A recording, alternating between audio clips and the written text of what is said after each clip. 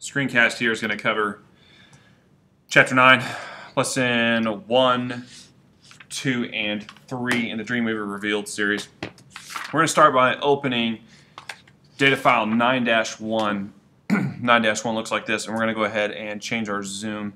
We're going to zoom in here a little bit, and we're going to do a Command-Shift-S and save this in our classwork folder as Poolside. Poolside. Okay, once we got it saved, I'm going to come over here to my layers palette. I'm going to turn the top 3 layers off, plant right, center, plant left. Just because I like to, I'm going to be working with this brown bar, and I just want to work with it by itself to just kind of minimize my distractions. Today's focus is kind of getting into filters and how to actually use those filters. For example, select the brown bar. Notice that this is the brown bar, which is on the plant layer. It's just a brown auto shape that was done. But what we're going to do is we're actually going to blur that out to make it look like the rim of that particular potted plant. So I'm going to go to Filter. On your Filter dropdown, this section here is the filter gallery. It's a separate group of filters. The section down here are different features. Each one of these are like their own little menu system. They have different types of filters. They all do different things within, like distort is the category, but these are different types of distorts. What we're going to do is we're going to do a blur, and then we're going to do a motion blur. Now, if I take my motion blur box here, I can actually move the line over. Now, if I take that, if I move my distance here of the actual motion blur, I'm going to crank it up to about 60 probably. I got 58 there. When I click OK, if you look at it, that regular shape is now blurred in to the rim, and it gives a little bit more of a characteristic feel. Great type of tool to use. Let's come over here to the layers palette. I'm going to turn those eyeballs back on for the plant left, plant right, and plant center. And we're going to get on the plant right layer, which is all the way back there at the back of the pool. It's basically the same potted plant, but we're just going to do something different with it. So with that layer selected, we're going to go to Filter, and then we're going to go down to Filter Gallery. Filter Gallery. The Filter Gallery is this dialog box here. Within the Filter Gallery, you have categories: artistic, brushstroke, distort, etc. Sketch, stylize, things like that.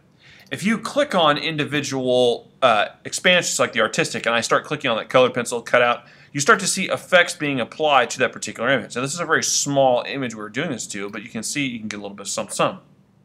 Let's go to poster edges, which happens to be one of my favorites. And on poster edges, let's crank our edge thickness up to 10 and our edge intensity to 5 and a posterization at 3.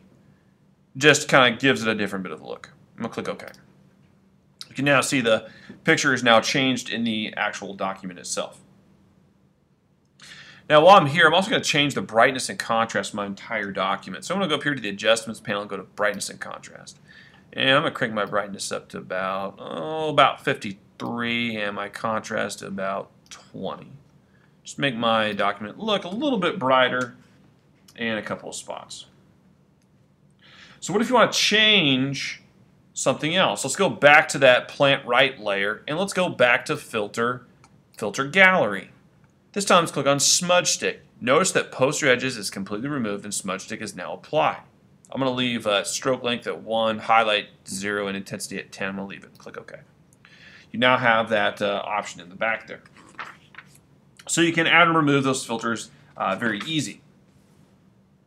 Let's keep going down that layer, that filters path. And let's take the plant left layer. Now, I want to copy this layer. There's several ways we can copy this layer. We can do a Command-J, we can right-click it and do a copy layer, or we can do this one. I'm going to click on Plant Layer, hold down Alt, and just drag the image over, and you get a direct copy, and it shows Left Plant Copy. I was holding down Alt when I did that. Holding down Alt. So with that selected then, Plant Left Copy, let's throw a filter on this one. Let's go to Filter, Stylize, Solarize. Solarize gives it that kind of that burnt look, which is kind of a cool look. Something else we can do this image, if we go here to our rectangle marquee, now you have to make sure on the right layer. So on the plant left copy, I'm going to take my rectangle marquee and I'm just going to split this tree down the middle and over to the side like so, just having that area selected. So you can apply a filter within a specific selection. So with that selected, I'm going to go to Filter. I'm going to go to Stylize. I'm going to go to Wind. This wind then becomes a dialog box. And you can see by default, if my method is set on wind and my direction is right to left, that's the look I get. If I switch my direction from the left, it gives me a different look. I'll go blast. If I go blast from the left or from the right, I get different looks. If I go stagger from the left to the right, I get a different look. So I want to stay on blast, and I want to do from the left. Blast from the left.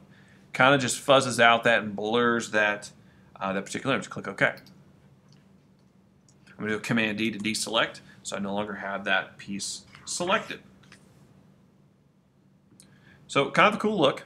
Let's now go to the plant center layer. The plant center layer. On that plant center layer, let's go to Filter on the menu. Let's go down to Filter Gallery. Ooh, Filter Gallery.